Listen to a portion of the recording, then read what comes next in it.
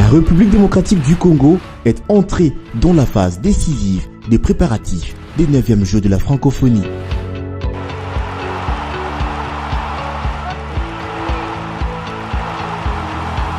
Du 19 au 28 août 2022, la jeunesse du monde francophone va s'y rassembler dans sa diversité à Kinshasa, ville hôte de cette 9e édition des Jeux de la francophonie.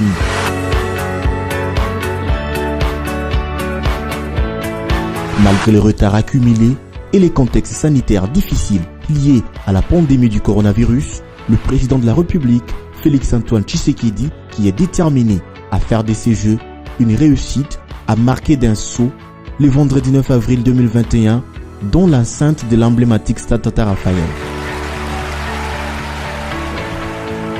À travers cet acte symbolique de la pose de la première pierre, le président Tshisekedi lance ainsi les travaux de réhabilitation et aménagement des sites devant abriter les 9e Jeux de la francophonie, entre autres les stades des Martyrs et Tata Raphaël, l'échangeur délimité pour ne citer que cela.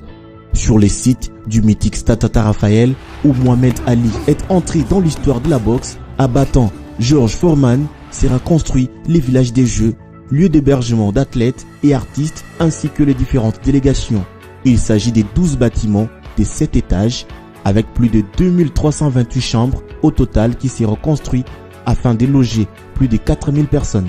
Chaque rez-de-chaussée sera aménagé pour les personnes à mobilité réduite, un restaurant avec une capacité de service pouvant aller jusqu'à 20 000 repas par jour, 2 bâtiments de 1500 mètres carrés pour les répétitions, un bâtiment pour la danse des créations, hip-hop, jonglerie et chansons, un autre pour le basketball, le judo et la lutte libre. La livraison est prévue en avril 2022. Au stade des Martyrs, plusieurs espaces sous les gradins seront réaménagés au profit des Jeux de la francophonie. Seront aussi construits ici des logements des bénévoles, 4 espaces de stockage d'équipements sportifs et l'espace de restauration pour les visiteurs. C'est sur ces sites que se dérouleront les compétitions de la lutte africaine. L'échangeur délimité quant à lui va abriter les concours hip-hop, la danse, la jonglerie et le spectacle de la marionnette géante. Pour le ministre des Sports, toutes ces infrastructures reviendront au pays au bénéfice du sport et la culture de notre pays qui a longtemps fait face à une insuffisance des infrastructures sportives. Il faut le souligner, les choses se sont accélérées à ces rythmes depuis que le président de la République a nommé son haut représentant au comité national d'organisation des Jeux de la francophonie, Didier Tshiyoyo-Mbuyi. Déterminé à matérialiser cette vision du chef de l'État, il est au four et au moulin, totalement impliqué et déterminé pour s'assurer du respect des délais tels que fixés par les comités internationaux. Quelques jours seulement après sa nomination, il a accéléré le préparatif avec la finalisation de tous les plans architecturaux des infrastructures à construire, le lancement des travaux préliminaires et d'assainissement des sites où seront construites les dites infrastructures.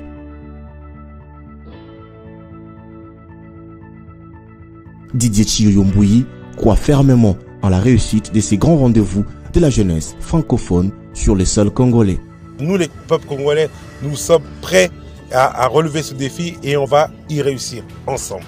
La République démocratique du Congo, plus grand pays francophone, s'apprête désormais à accueillir du 19 au 28 août 2022 la 9e édition des Jeux de la francophonie sur le sol de sa capitale Kinshasa, plus grande ville francophone.